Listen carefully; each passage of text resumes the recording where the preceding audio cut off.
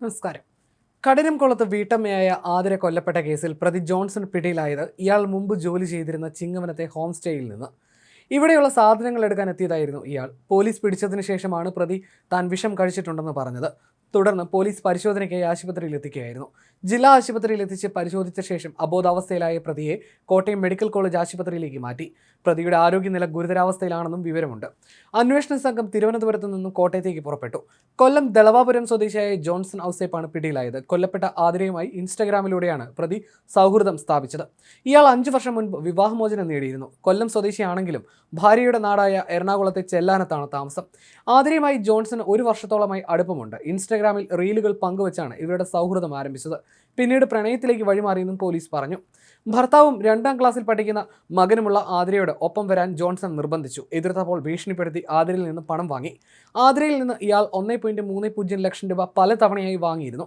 കൊല്ലപ്പെടുന്നതിന് 3 ദിവസം മുൻപ് 2500 രൂപ ആതിര നൽകിയതായും കണ്ടെത്തി. 5 മാസത്തിനിടെ പലതവണ കഠിനംകുളത്ത് ഇയാൾ വന്നിരുന്നു. കൊലപാതകത്തിന് 5 ദിവസം മുൻപ് പെരുമാതുറയിലെ ലോഡ്ജിൽ മുറിയെടുത്ത താമസിച്ച പ്രതി സംഭവത്തിനു ശേഷം മുറിയൊഴിഞ്ഞു. ആതിരയുടെ സ്കൂട്ടറിലാണ് ഇയാൾ കടന്നു കളഞ്ഞത്. പിന്നീട് ചിറയിൻകീഴ് റെയിൽവേ സ്റ്റേഷനിലെത്തിയ പ്രതി ട്രെയിനിൽ കയറി സംസ്ഥാനത്തിന് പുറത്തേക്ക് കടന്നുവെന്നായിരുന്നു നിഗമനം. 7 മാസം മുൻപ് ജോൺസണെക്കുറിച്ച് ആതിര പറഞ്ഞിരുന്നതായി ഭർത്താവ് രാജേഷ് പോലീസിനോട് വെളിപ്പെടുത്തിയിരുന്നു.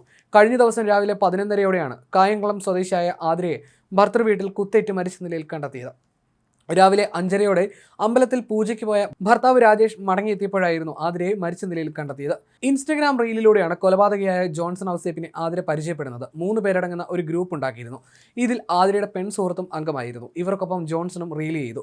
പിന്നീട് ഈ ഗ്രൂപ്പിൽ നിന്നും മറ്റേ യുവതി ലെഫ്റ്റായി. ഇതോടെ ആതിരയും ജോൺസണും മാത്രമായിരുന്നു ഗ്രൂപ്പിൽ. ഈ റീൽ ഗ്രൂപ്പിനെ കുറിച്ച് ഭർത്താവായ രാജീവിനോട് ആതിര പറഞ്ഞിരുന്നു. അന്ന് ഗ്രൂപ്പിൽ ചേരരുതെന്ന് മുന്നറിയിപ്പ് നൽകി. ഫോൺ പോലും ഭർത്താവ് പിടിച്ചു വാങ്ങി. പിന്നീട് ഭാര്യയുടെ പാവം തോന്നി രാജീവ് ഫോൺ തിരിച്ചു നൽകി. അങ്ങനെ റീലും ഗ്രൂപ്പും ചേർന്ന് ജോൺസണും ആതിരയും കൂടുതലെടുത്തു. ജോൺസണിന് തന്റെ കുടുംബം തകർക്കണമെന്ന് താല്പര്യമുണ്ടെന്ന് മനസ്സിലാക്കിയതോടെ ആതിര പതിയെ പിന്മാറി. ഇതാണ് കഠിനംകുളത്തെ കൊലയ്ക്ക് കാരണമായതെന്നാണ് നിഗമനം. ജോൺസൺ ഔസേപ്പ് ആതിരയെ ഭീഷണിപ്പെടുത്തി പണം തട്ടിയെടുത്തതായി വിവരമുണ്ട്. ഫിസിയോതെറാപ്പിസ്റ്റായ ജോൺസൺ ആതിരയുടെ ഇൻസ്റ്റഗ്രാം സുഹൃത്താണ്. 1 വർഷമായി ആതിരയുമായി അടുപ്പത്തിലായിരുന്നു. യുവതിയുമായി സാമ്പത്തിക ഇടപാടുകളും ഉണ്ടായിരുന്നു. യുവതിയുടെ ചിത്രങ്ങൾ കാട്ടി ബ്ലാക്ക്മെയിൽ ചെയ്താണ് പണം വാങ്ങിയിരുന്നതെന്ന് പോലീസ് പറയുന്നു. തന്റെ ഒപ്പം വരണമെന്ന ജോൺസണിന്റെ ആവശ്യം ആതിര നിഷേധിച്ചതാണ് കൊലയ്ക്ക് കാരണമായത്.